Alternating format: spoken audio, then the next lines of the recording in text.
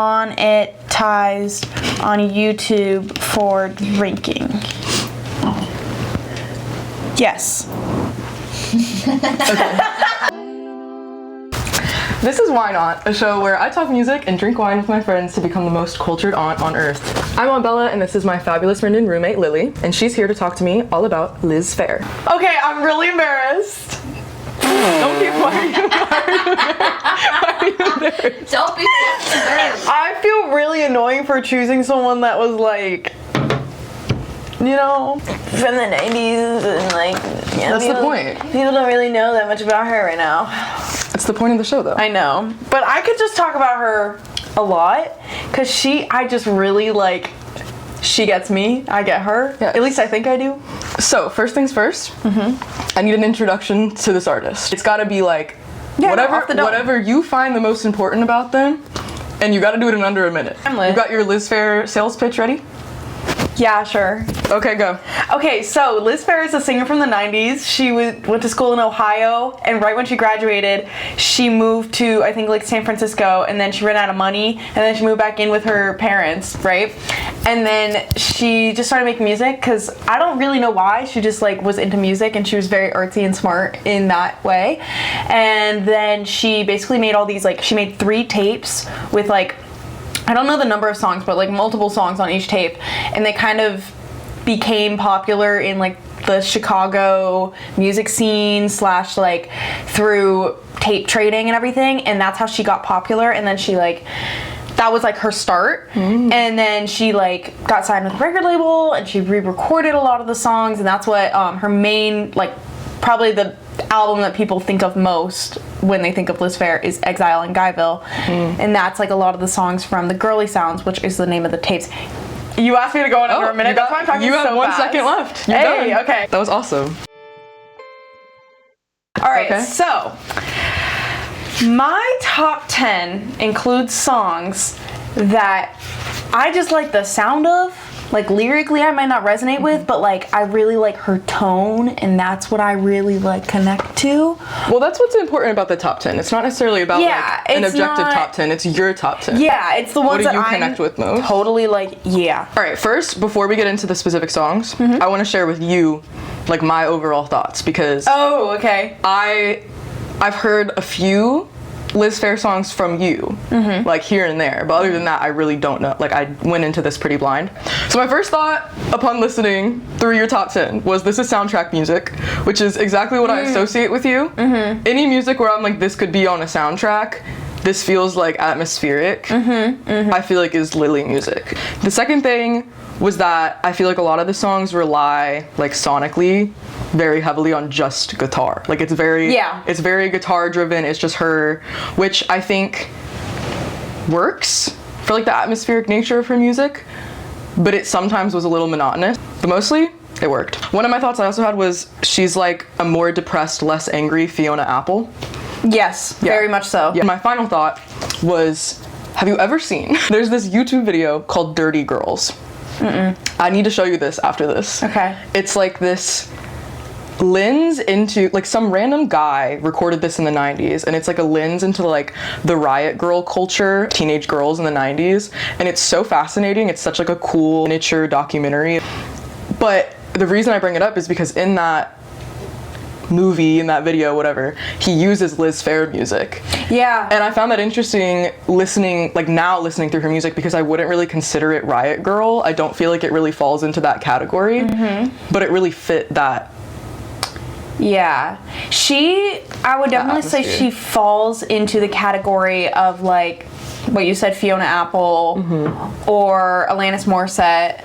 Liz Phair is very feminist in her music in a way that's like more Alanis Morissette, I would say, than like Fiona Apple. She like angled a lot of her music from the perspective of like a woman in a male-dominated industry, because she was like trying to pursue music, and at that time, I mean still now, it's a very male-run place, and she wanted to be like her own artist, female artist, and didn't want like, I don't know, I think she was just really angry about men being involved in the way that they are. From the way her music sounds, it feels like she's been screwed over by a lot of men, or she's like, you know, played around with men, and she has a lot of negative history with them, and so I think she just has a lot of like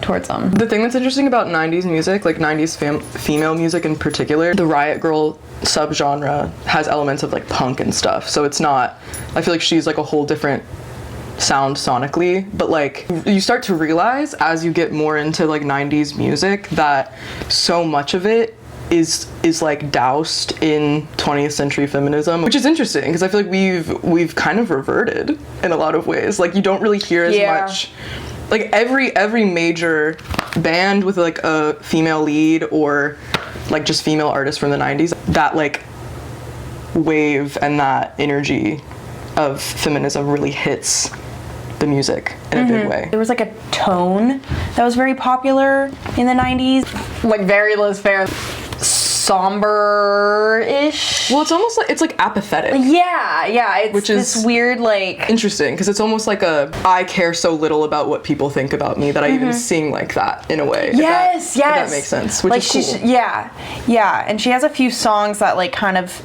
lyrically channel that. I'll get on that later. Okay, yeah. Let's get into your top 10. What do you feel like influenced your decision to choose these songs? Was it difficult?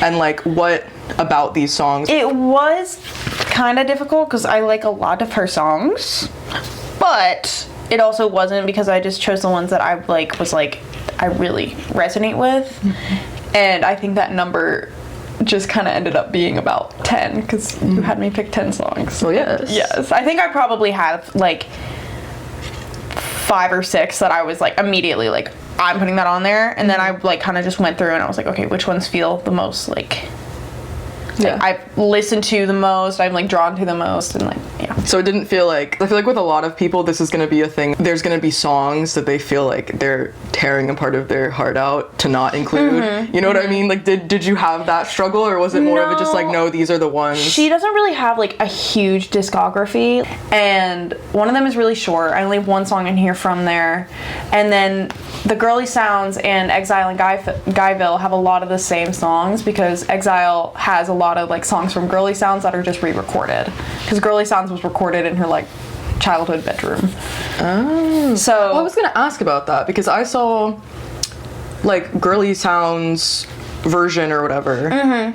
That's a whole nother album. I was assuming that was some kind of like compilation album because the date on it was later than the rest of them. The date, and when you look up like Liz Phair, like the Girly Sounds doesn't come up. You have to look up the Girly Sound tape or like the Girly Sound. But so those were actually recorded for like first. They were recorded, they just weren't released until later. 91, I think, or like they got popular in 91. She like was living at home with her parents, didn't know what she was doing with her life, had no money, and was like also in her early 20s and was just like, I'm gonna make music. I don't know what drove her to decide to like start making music. I think she was just like a creative person and wanted like an outlet. Yeah, so the Girly Sound tapes are like 3 tapes that have multiple songs on them, and they were kind of just like passed around, sort of like they just kind of got around. Yeah. And they got popular unexpectedly, and then she got like signed to a record label, and Exile in Guyville is a lot of those songs re-recorded. Some of the songs are just like new ones that she made, but a lot of them are just from Girly Sounds re-recorded like in a studio. That was her first studio album. Okay. Yeah. My favorite out of everything she's made is the Girly Sounds tapes because there's something about like, I was gonna ask what your favorite album was. Yeah, the lack of production. And then my second favorite isn't Exile in Guyville, it's Whip Smart, which came out after Exile in Guyville. So. Awesome. Yeah. All right. Number 1 was Shane. My thoughts on this song were, I said, okay, repetition. Yeah. Because at the end, it's just her saying the same thing over and over. And then I also said, who the fuck is talking so damn loud? Can't y'all hear that Liz is trying to sing? Because at the end, it's just like all these voices in the background. Which was actually a really cool sonic element of it, but I also found it a little bit funny. So yeah, I don't know Tell me about the song. So that song is, I think, about war. This is what I think. I don't know for sure. I think she's dating a guy that's either really into war or is going to war. Like the first line is, I know that it was the night because the war broke out. There's a lot of like allusions to war in. You said you were in touch with the draft resistors in case the boys called you up. And her repeating, you've got to have fear in your heart over and over again. Like that's the part of the song that I'm like, I love in songs when people repeat things. I'm taking a music history class. And we were literally talking about a song the other day that had like that repetition, that same kind of repetition that was like, we were talking about why artists will do that. And it's just like, to me, it's just so they can make sure that you are hearing them. Something about the tone and the sound of this song, I just really resonate with. A lot of her songs are about like relationships or sex, and I see this song as like her about to break up with someone. Like this scene where they're together, it's like the night that like things are about to blow up and like end. And it's like those moments before her saying, I know that it was the night the war broke out because you and I were driving around. I'm kind of thinking like, so war being like, a metaphor for like some, but I know that that's not what the song is actually about, but that's how I like understood it when I first listened to it. Yeah, that's just always been one of my favorites. It's a good one. Number 2, we have Chopsticks. Bro.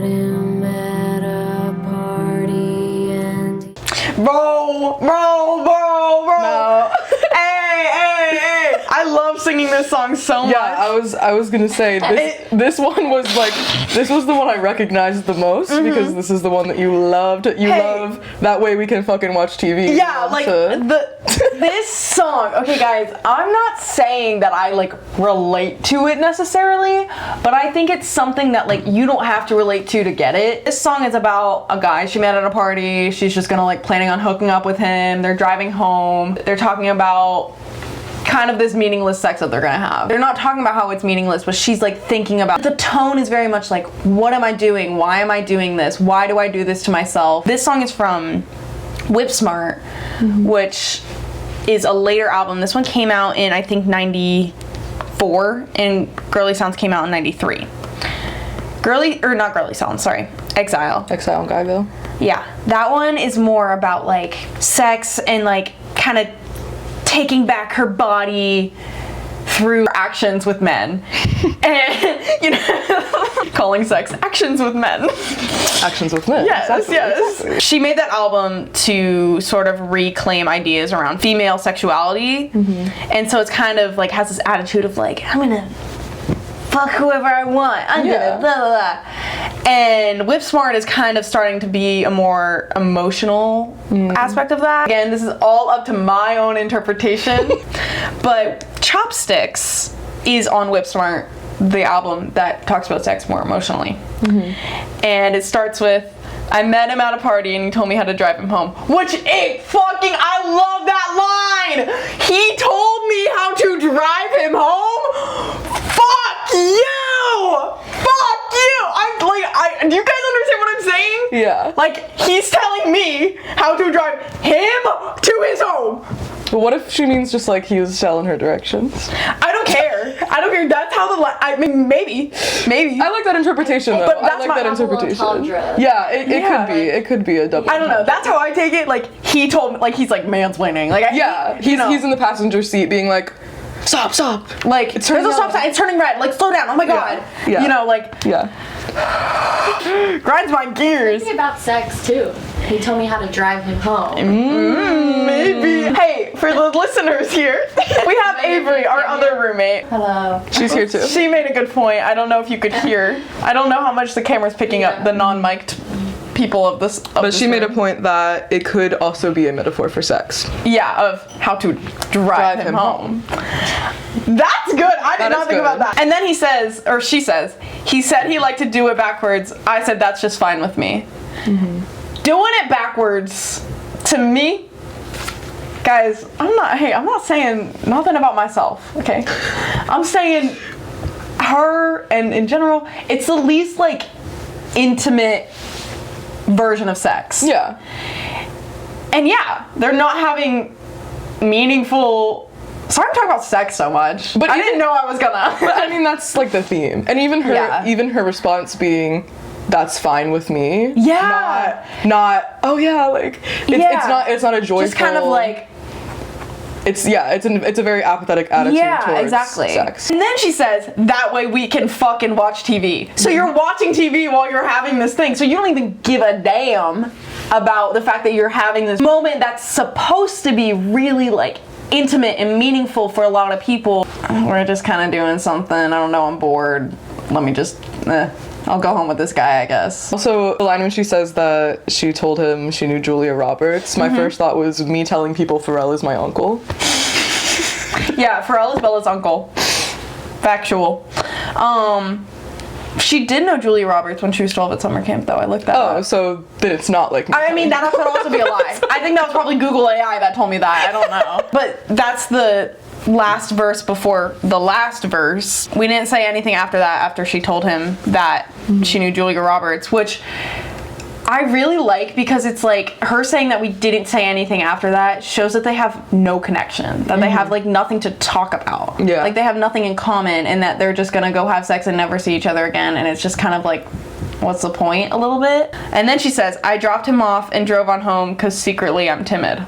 So she's outwardly forward and like sexual and like kind of ballsy in that context, but secretly she's timid. She's like actually really wants love, and she wants something good and not this. And I've also been watching interviews of her in preparation of this, and she talks about that, how like she was very uncomfortable early in her career with being so popular, and how that just made her so uncomfortable in how people were looking at her. Kind of has to portray herself as this like rock star, when really she's just kind of like, I just don't want to do anything or go anywhere, and like she's very timid. She was somebody who's seeking genuine close connections, but when you're famous, that's kind of the opposite of what you get. You're instead receiving multiple shallow connections with tons of people. This thing that I understand within myself, that I feel like I've gone through, sort of doing things that you know is bad for you, and you know that you truly deep down don't actually want, but you're doing it anyways. I like that in the end she dropped him off and drove on home. That's just her kind of saying, I'm fed up with this, I'm fed up with myself, I'm fed up with me doing this. Because obviously if she just goes to a party and picks up a guy, like that is like her saying, this is like a thing I do often. I just like that she's kind of like, I'm fed up.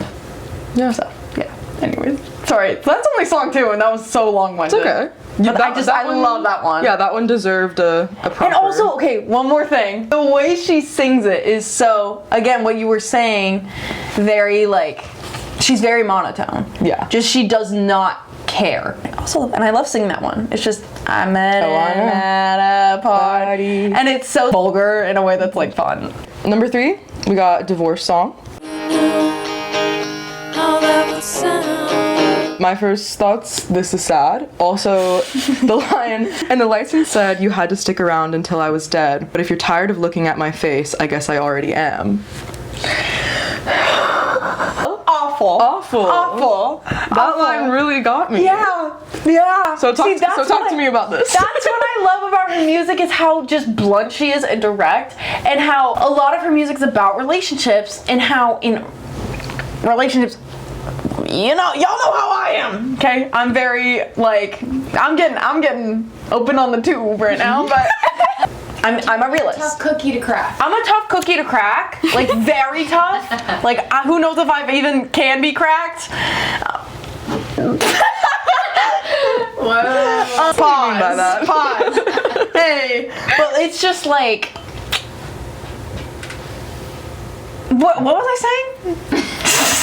So Divorce Song, okay? Divorce Song. That song is what I was kind of saying, what I thought Shane was, where it's the moments before the end of a relationship, and like those little moments that indicate you're kind of tired of me, or you and I aren't on the same page anymore. She's not actually getting a divorce in that song, but like... But it feels like a falling out of love. Yes. Song. Yeah. Number 4, don't hold your breath.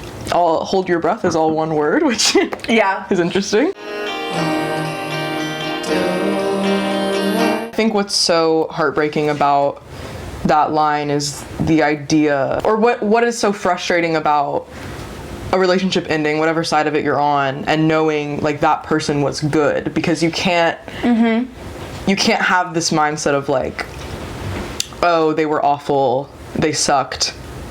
I think weirdly enough, somebody being bad It's better. is better. Yes. Because you can move on from it knowing, oh, I'm Yes. better than this. But Exactly. when they weren't, especially if you're the one breaking up with them, that's like incredibly difficult to move past, because Yeah, no, when they're a really great person and you genuinely feel like they deserve something good, and you just know that you're not the good thing that they should have, and you kind of having to break their heart, especially if they're in love with you, they're not going to see your perspective at all. Maybe down the line when they get over it, they will understand, but just knowing that like you are breaking someone's heart, you're making someone's life miserable for a bit. Yeah, and then there's another line that's, I won't find anyone else who will tell me what I need to know. Knowing that this person like gets you and you're still gonna lose them. Oh, yeah, it's good. fuck this, bro. It's a good Fuck song. this. Number 5, we have One Less Thing.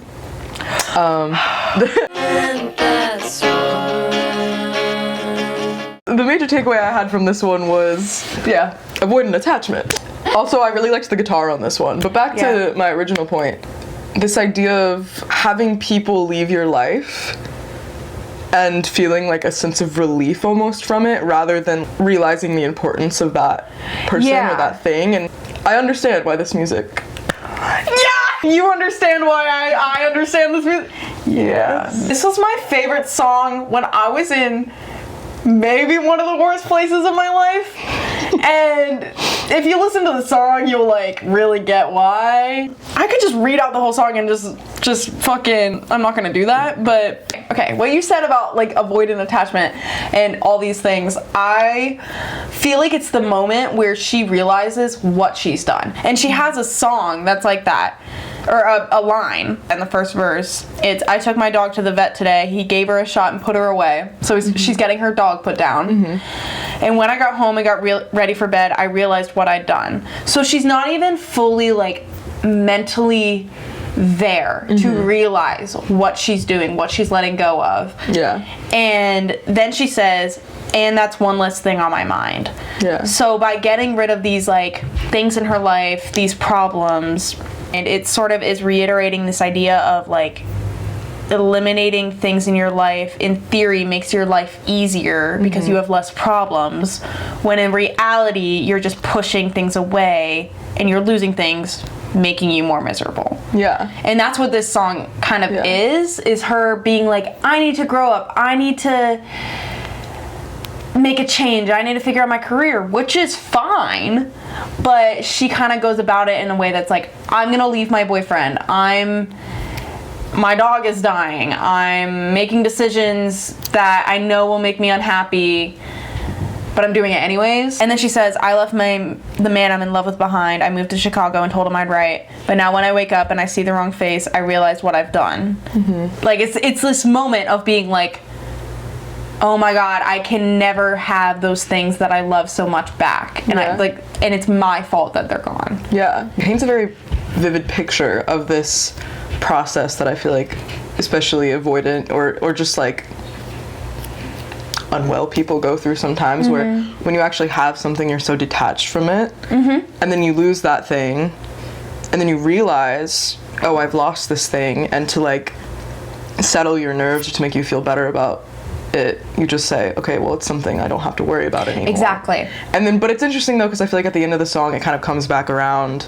I don't remember exactly the lyrics, but she says something that feels like she's kind of come to a resolution of like, I actually have lost these things. And well, the next verse, she says, now I'm dogless and loveless and cold in a Midwestern winter. Yeah. If I'd known what I was doing, I sure as fuck wouldn't be here. Yeah. So she like knows she's miserable. Yeah. It's strangely not as cynical as you would think it is. Like I feel like the resolution of this sort of story that she's telling is, I wouldn't do this if if given the chance to go back and do it again. Like, I would have appreciated Well, it yeah. more. She then says, I wish to God that I had have been healthier mentally when I decided to make up my own mind.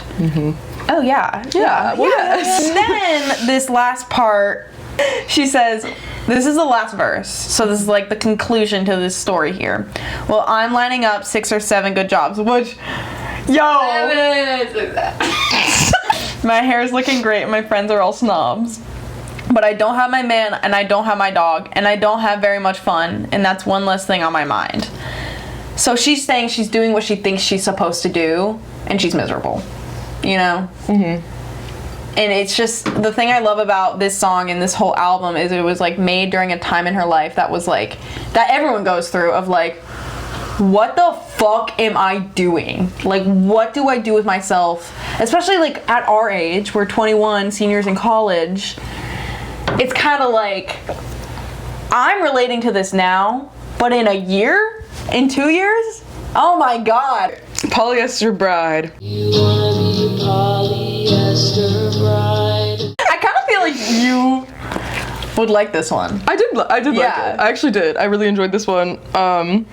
I will say it sounded like it was recorded in an empty auditorium. The sound on this one's fucking insane. Yeah. But like, I feel like it kind of adds to the atmosphere of it a little bit. This character, Henry, the bartender, annoying as hell. Yeah, I know, he pisses me off. Especially a girl like Liz Phair being like this feminist and whatever, writing a song about this bartender who's like, you should feel grateful. Yeah, you should be more grateful. So this song's long as fuck.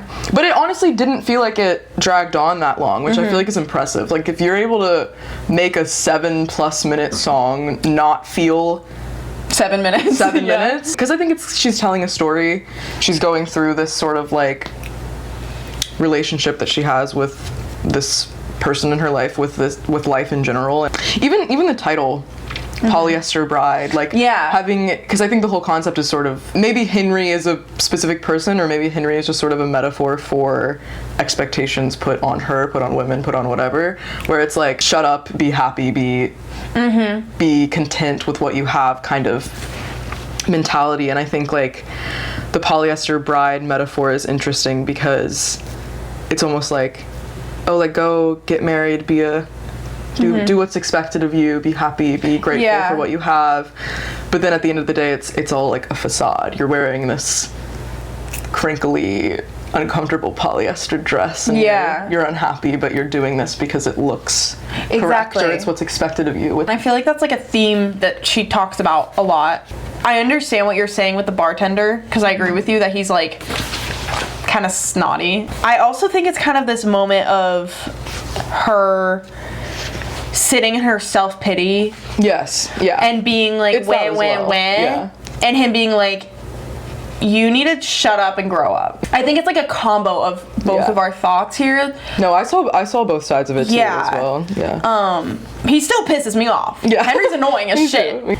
So I don't really know exactly what it's about, but I like both sides. Yeah. And this is another one where I really like because it is kind of like, it's a really interesting song, but it's also like a simple premise. It's kind of like an easy song to listen to.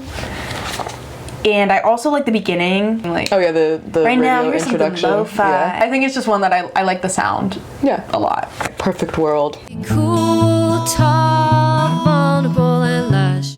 Oh, this one's awesome. This is one of her only more positive sounding songs. I was gonna say, like, this one stood out to me because vocally it's very different. The like, she actually sort of falls into a different range here. It definitely like breaks up the monotony of the other ones. Album, this is the one song from the album that was released like later in her career. It was released in 1998. Might even be an EP, I'm not sure. It's an album. Okay, it's actually, I don't know why I thought it was really small, but it's actually like 16 songs. I think this is kind of like a little bit of a sweet song, sweet compared to her other songs. Yeah. Of kind of liking someone and being really anxious about it, and being kind of comparing yourself to other girls and being like, why would you want to be with me when there's so many other girls out there that are so much prettier and better than me? I also just like the chorus. Like, it's got a fun, like, I feel like I can't sing it because yeah, but like I just like that. Yeah. Number 8, we have Nashville.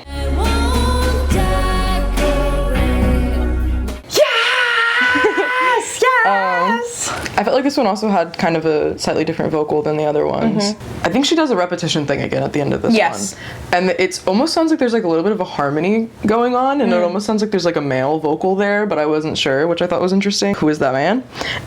And also there's like this weird electric sound at the end. It almost sounds like wind chimes. Do you know what I'm talking about? And I thought that was cool because there's like this whole theme of the song of like kind of decoration and baubles and sparkles and like that kind of imagery. And so having this weird like wind chimey sparkly sound at the end was interesting. Yeah, and that plays at the beginning too. This is another song that I really like the sound of it. I feel like I'm drawn to this one because it was one of those songs that I did not like when I first listened to, and now I'm obsessed with. And I feel like I always say that the songs that I really fucking hate at first are the ones that I end up loving. And I think it's just because I'm not, it gives me like, there's like an unusual tune happening. I love the lyrics. I'm starting to think it could happen to me like it did to you. And to me, that's like looking at other people, seeing all the good things they have that you don't have, and being like, whoa, I think maybe I'm finally going in that direction where good things and the things I want are coming towards me. And then she says, I'm starting to actually feel it seep through the slick divide. So that's just kind of her being like, I feel like something good is happening. And then I love the lyric, I don't crack the door for anyone who's pushing too hard on me. I feel like a lot of people can like resonate with that. I'm very much someone that like, if you are really forcing me to do something, really pushing me to be someone or do something, I'm just gonna do the opposite. Or like, I'm just gonna want to not be with you or be around you or associate with you. And she's saying like, I don't crack the door, like I won't do that for someone who's like forcing me to. That could also be like a societal thing, like people are trying to get her to like, I mean, this song is called Nashville. It could be applied to like her music career and like maybe she like was doing stuff in Nashville. I don't know. These are all just my own of being like cornered. Yeah. I also really like the line, they don't know what they like so much about it. I just really like that. Because I feel like a lot of times, a lot of girls I feel like experience this, or a lot of like girls with any cool aspects of them about them, like any of us, I feel like, are kind of romanticized sometimes. Yeah. And I'm my own person, and I'm like not what people think of me. The line, they don't know what they like so much about it. It's just like saying to me like somebody, like remember that time we were outside and that guy was like, I like you guys, you have like an alternative vibe. Like that kind of person where I'm like, the fuck you talking about? Like so they don't know what boring. Yeah. So exactly. You're boring. You don't understand this at all, but you just find it interesting. You find it interesting and you're gonna kind of fetishize it a little bit. And I feel like a lot of people can like They're trying to absorb it. They're trying to like, I don't know, and there's something that they like about me and they can't put their finger on it. People like that just really make me uncomfortable, make me angry. I don't think that's what she means by that line, but yeah. But that's what it meant to you. That's what's important. Exactly. I have one more line. Okay, say your line. When she says, I won't decorate my love. That's her saying she's taking the relationship for what it is and not turning it into something artificial. And I said earlier that I'm like a realist in those things, and I'm not gonna like romanticize. I do not romanticize things, or I don't like make a fantasy out of something. Like I'm too realistic sometimes, way too realistic sometimes, and I really like that line. Also, like not decorating your love could mean not putting up some kind of like front for the sake of for another person. not trying to like over impress somebody just so that you get their affection, you know. Number 9, we have Shatter. And my my thought about this was that this is so sad, reflective car ride in the rain at the turning point of a movie type song. And that's what I mean, like this music is so soundtrack to me. Like I could see someone And this song's playing. And that's why I like this song. It's my Yeah. favorite song, like, last semester to just walk around and listen to. Yeah, and just like, it's good. This is another one that I just like love the sound of, and I also really like the first line. I know that I don't always realize how sleazy it is messing with these guys. Yeah. And I kind of just like, she's, I don't know. I don't know why I like that line. I just really do. And then she says, but something about you, just being with you, slapped me right in the face, nearly broke me in two. So this song is kind of about like her desire for genuine connection with someone, but she's kind of like scarred from the past. So like, you know, she's having all of these meaningless relationships with these guys, and then she meets someone, and then she's like, whoa, I'm scared. Lyrically, that's what I really like about this song. But mainly, I just really like the tone of this one. Finally, last but not least, we have at number 10, Explain It to Me. Head underwater. The only thing that really stood out to me about this one was that I really liked the percussion on it compared to like some of the other more just guitar focused songs. Elevated the sound for me a little bit, but what is special to you about this one? I think the same thing for me. Oh, lyrically, I'm not that interested in this song. Like maybe if I looked into it, figured out like meanings and things like that, like I could.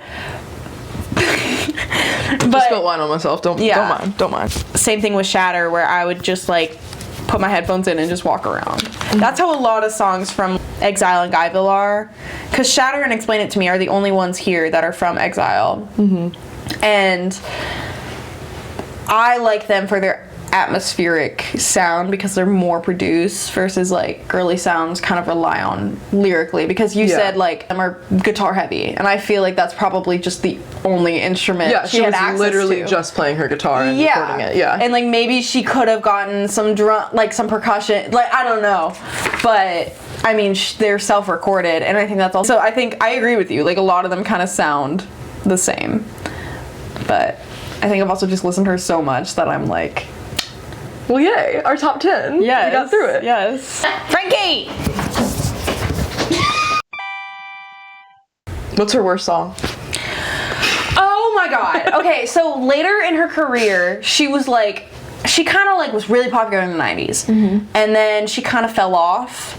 And then in like the mid 2000s, she went pop. Like she went like full Hillary Duff. She went full Hillary Duff. Like that kind of music. Anything from that. I literally do not touch any of that. It's terrible. It's just like, it's not that it's bad, it's just so, it does not feel like the music that I like from her. And so I don't care She for abandoned her roots. Yeah, and like she claims that she like really likes pop, but then people are like, well, she's probably saying that she wanted to make pop music and that she actually has always loved pop because she wanted to make money, you know? Yeah. And I mean, I don't blame her, honestly. Like, she had a kid, so it's like, you gotta do what you gotta do, but I don't know. Anything from that, I don't like. Yeah. And then I would normally ask your favorite album at this point, but we kind of already went over that. You said you liked the girly sound tapes. The girly sound tapes and Whip Smart. Got you. Did we introduce the wine? I was gonna. Oh yeah. I was gonna say. Today we're drinking La Vostra Prosecco / Rosé. It's pink. It's like pink. It's We got pink, it it's from beautiful. Total Wine. Like, what? I'm kind of interested to see what you say about this, because I feel like based on our discussion so far, it kind of goes, like, I thought I knew what your answer to this would be, but now I'm not sure. Are you a music or a lyrics person? Like, which matters to you most? Which do you fixate on the most? Really, truly depends. Like, there's some songs where, like, I do not give a fuck what the lyrics are. Like, it could be, like there's some, I don't know, like... my assumption would be music. But I feel like our discussion today has been very, like, lyric heavy. Yeah, I think it depends on the artist. Okay. Like, with her, it's a lot lyrical. I also really like atmospheric music. Like, I could love a song to death and know nothing about what it means. Honestly, some songs I don't even know the words. Like, I don't even know what they're saying.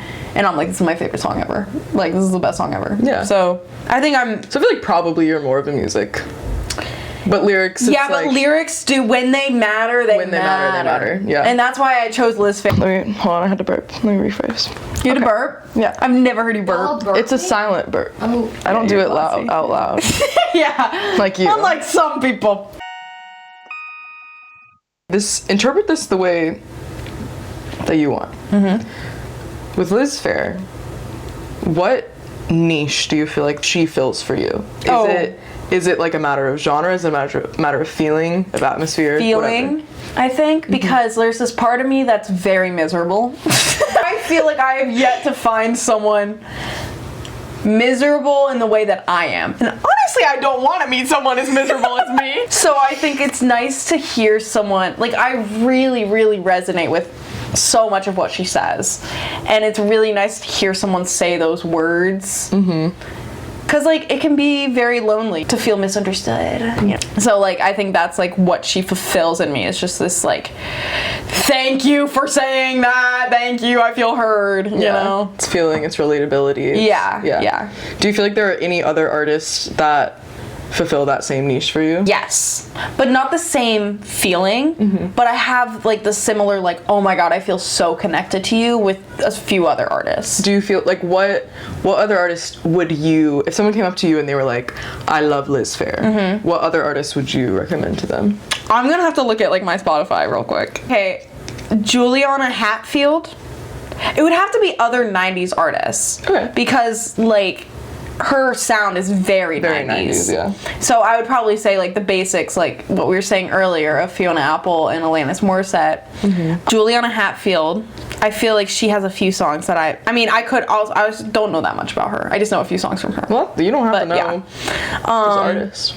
But also, like, if there's none, do you like you could feel like she has such a specific role in your life and nobody else really? Yeah, I mean, there's no one else that that fulfills this specific feeling for me. But I would just say like Fiona Apple and Alanis Morissette, like with theme. I mean, I see that. Like I said, I feel like she is just more depressed Fiona Apple. So like, she's just like Fiona Apple channels her feelings in a different way. Yeah, like, if you want to like just suffer in like the mental illness aspect of it, I feel like listen to Liz Phair. If you want to be like angry about it, screaming in your car, listen like to Fiona Apple. Listen to Fiona Apple. I love her, man. Lore. Do you have any interesting fun facts about this artist you can share with me? Yes. Okay. I wanted to share this earlier, but I couldn't find like a good spot. Okay, we'll share it with me now. I don't know if she wrote. So, okay, Girly Sounds got popular first, right? Then she re-recorded a lot of songs from Girly Sounds for Exile. So I don't know if she wrote, I guess she wrote Girly Sounds in response to this album, but Exile in Guyville is based off of Exile on Main Street by the Rolling Stones. Oh. Which is really interesting to me because she wrote that. Does she have a Rolling Stones influence or like? No. It's just. I wouldn't say. Okay. But it was more so she saw that album as like the guy album, like as like a very boy man, like I'm gonna go fuck these girls and drink some beer. So she wrote each song. She wrote like a series of songs in response to each song off of the Rolling Stones album. And that's why it's called Exile in Guyville. Very to subvert that. Yeah, it's very feminist. So she's like, Exile in Guyville. Like, this is Guyville because it's a man's world. And, and that I thought was really interesting because those are two entirely different eras of music. Two entirely different artists. It was just... And I was like, I never would have thought that she had like, I mean, I guess it is influence from the Rolling Stones. It's just, I like the Rolling Stones, I like Liz Phair, but like, I never listened to them both on the same day. Yeah, they're like, nowhere near so the same. different. Yeah, they're so different. Atmospherically very different. And so that was really interesting to me. Okay, now media show and tell. So, okay. You have something to show me? I got nothing because she was, okay, hey, I saw like one TikTok maybe. I did have something, actually. I did have something. What is it? But I forget. For context, everyone on my show is supposed to show me something that I wouldn't normally see because I'm not on normal social media. I don't go on Instagram and there's Liz Phair memes that come up. Maybe she's a little too niche or cemented in her time. Yeah, I think she's cemented in her time. I don't think she's niche necessarily, but yeah, I think she was popular in the 90s, and that's it. Transition. Avery, go get us that other bottle of wine, why don't you? Okay. Now we're gonna get into some specific questions. Okay. That I wrote specifically for you. Okay. And for Liz. You've heard this one before, but in a different context. Okay. If you had to live inside of one Liz Phair songs, which one would you choose? Oh, brother. Oh my god, our wine lady. Can I say none of them, bro? Because they're all so miserable? They're all miserable. No, I think I would do Shatter, because that's the one that I said is about her being like sleeping around, being crazy, doing all these things, and then she like falls in love and meets someone that she actually is like. It really is turning point in the movie. Yeah, I like that arc. But I feel like I can come with a better answer. Maybe Nashville. That's good. That's good. Maybe Nashville, because Nashville's a cool answer. city and I'd want to live there. No, and also it's a cop out. Okay, I was gonna say more. Second bottle of the night, we got Oliver Cosmo Berry, and it tastes like fruit snacks. It tastes like Welch's fruit snacks. It tastes like the grape one. So what's your next question? Okay, you're gonna like this one. I would like you to describe to me the kind of movie that you would put this music in the soundtrack of, because I know you always talk about you would love to make the soundtrack of a movie. So Yes. tell me, explain to me the movie. It would be something solo, like the story of a girl, some sort of coming of age. I'm imagining, even though I don't really like this movie, Am I Okay? Have you seen that movie?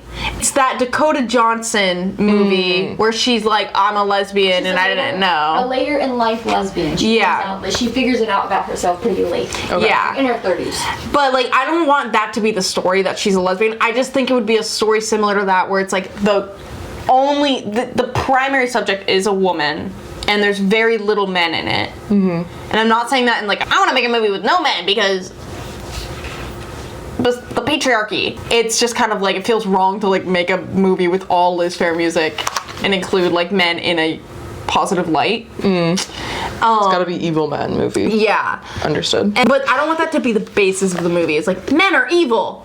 I want it to be like, this girl is finding herself. A coming of age. Yeah, coming of age, but also coming of age could be coming of age at 18, coming of age at 30, coming of age 25. I don't know. Yeah. Like, it would be some sort of female ran coming of age movie. And it's gonna be sad.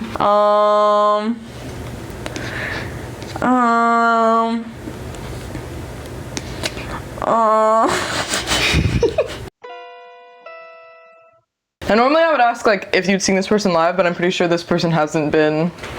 I think she's performed, but it's not like she's on world tours, like fucking. She'll probably like perform maybe once in a while in like LA or something. Yeah. Like, I don't know. Really has not seen Liz Phair. No, I have not. That's okay.